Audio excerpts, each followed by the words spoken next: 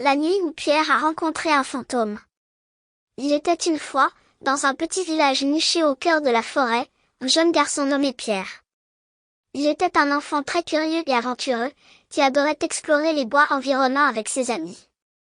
Cependant, il avait entendu des rumeurs inquiétantes à propos d'une vieille maison abandonnée située au milieu de la forêt, qui était censée être hantée par un esprit maléfique. Un jour, Pierre et ses amis se sont aventurés plus loin que d'habitude dans la forêt. Pierre était fasciné par la forêt dense et la beauté de la nature qui l'entourait. Mais bientôt, les autres enfants sont retournés au village, laissant Pierre tout seul dans les bois. Pierre a continué à marcher, de plus en plus loin, jusqu'à ce qu'il se retrouve dans un coin isolé de la forêt. C'est alors qu'il a entendu un bruit étrange, un grincement sinistre qui semblait venir de derrière lui.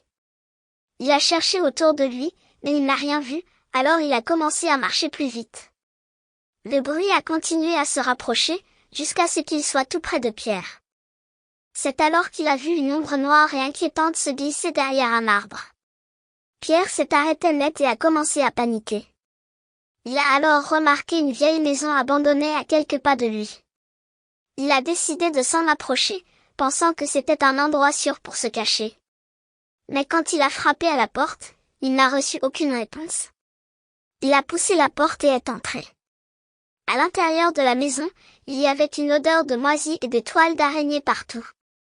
Les meubles étaient poussiéreux et en ruine. Pierre se sentait de plus en plus mal à l'aise et inquiet, mais il ne pouvait pas s'en empêcher, il avait besoin de savoir ce qui se trouvait à l'intérieur de cette maison abandonnée. Alors qu'il explorait les pièces sombres et sinistres, il a entendu des pas qui se rapprochaient, comme si quelqu'un était dans la maison avec lui. Il a essayé de sortir, mais la porte était bloquée.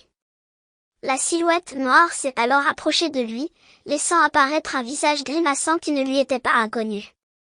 C'était le fantôme de l'ancien propriétaire de la maison, qui avait été assassiné de manière violente. Le fantôme avait été condamné à errer dans la maison pour l'éternité, et il avait désormais Pierre dans son viseur. Pierre a essayé de courir, mais ses jambes tremblaient de terreur. Il a trébuché et est tombé, juste à temps pour voir le fantôme se diriger vers lui. Le fantôme a attrapé Pierre et l'a traîné dans l'obscurité. La pièce dans laquelle ils ont fini était sombre, et une odeur de moisissure imprégnait l'air. Pierre était terrifié et ne pouvait pas bouger. Le fantôme a commencé à lui parler, sa voix grinçante résonnant dans la pièce. Il a raconté à Pierre comment il avait été assassiné et laissé pour mort dans cette maison abandonnée, et comment il avait été condamné à hanter les lieux depuis. Pierre était convaincu qu'il allait mourir ce soir-là. Mais il a soudain eu une idée. Il s'est souvenu d'un conte que sa grand-mère lui avait raconté, sur la façon de se débarrasser des fantômes. Il a commencé à réciter les mots magiques, d'abord hésitant, puis de plus en plus fort. Le fantôme a commencé à se dissiper, se fondant dans l'air comme de la fumée. Finalement, il avait complètement disparu, laissant Pierre seul dans la pièce sombre et silencieuse.